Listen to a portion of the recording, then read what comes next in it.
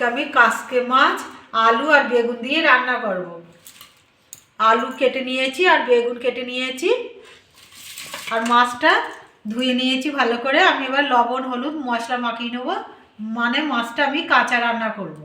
মাছটা লবণ দিয়ে দেবো, হলুদ দিয়ে দেবো, লঙ্কার গুঁড়ো দিয়ে দেবো, ধনে গুঁড়ো দিয়ে দেবো, জিরে গুঁড়ো দিয়ে দেবো, সর্ষের তেল দিয়ে দেবো। এটা ভালো করে মেখে নেব। কাঁচা মাছ খাওয়া খুবই ভালো আর চোখের পক্ষে খুব ভালো। ছোট মাছ এরকম কাঁচা রান্না করে খেলে খুব ভালো, উপকারী আছে। এই মাছটা আমি কাঁচাই রান্না করবো। আমি ভালো করে মশলা দিয়ে মেখে নিয়েছি। আমি এটা রেখে গ্যাসটা জেলে নেবো। গ্যাসটা জেলে কড়াটা বসিয়ে দিয়েছি আর কড়াটা গরম হয়ে গেছে। আমি এবার সর্ষের তেল দিয়ে দেবো। তেলটা দিয়ে দিয়েছি, তেলটা গরম হয়ে গেছে। আমি গোটা জিরে দিয়ে দেবো। ভাজা হয়ে গেছে, আমি এবার পেঁয়াজ দিয়ে দেবো।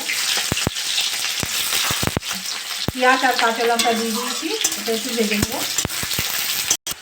পেঁয়াজ আর কাঁচা লঙ্কাটা আমি ভালো করে ভেজে নিয়েছি।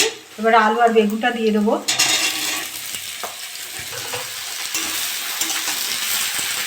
আলু বেগুন দিয়ে ভালো করে একটু নেড়ে চেড়ে নেবো।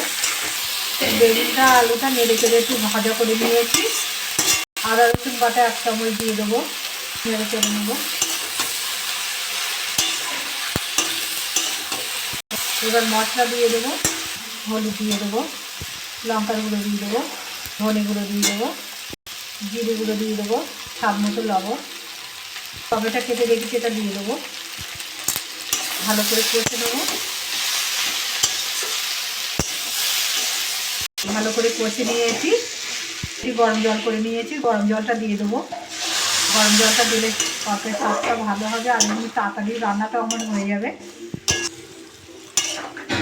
এটা দিয়ে দিয়েছি। আমি এবার 10 মিনিট ঢাকা দিয়ে রাখবো। 10 মিনিট আমার হয়ে গেছে। আলু পিসগুলো দিয়ে দেবো। মাছগুলো দিয়ে দিয়েছি, ঢাকা দিয়ে রাখবো। ঢাকাটা খুলে নেবো, নিয়ে একটু চচ্চড়ি মতন করবো। চচ্চড়িটা আবার হয়ে গেছে। ধনে পাতা দিয়ে দেবো।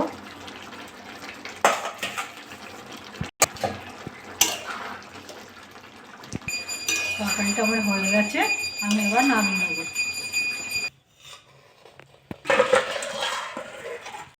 দেখুন কি সুন্দর হয়েছে। এরকম করে বাড়িতে রান্না করে খাবেন।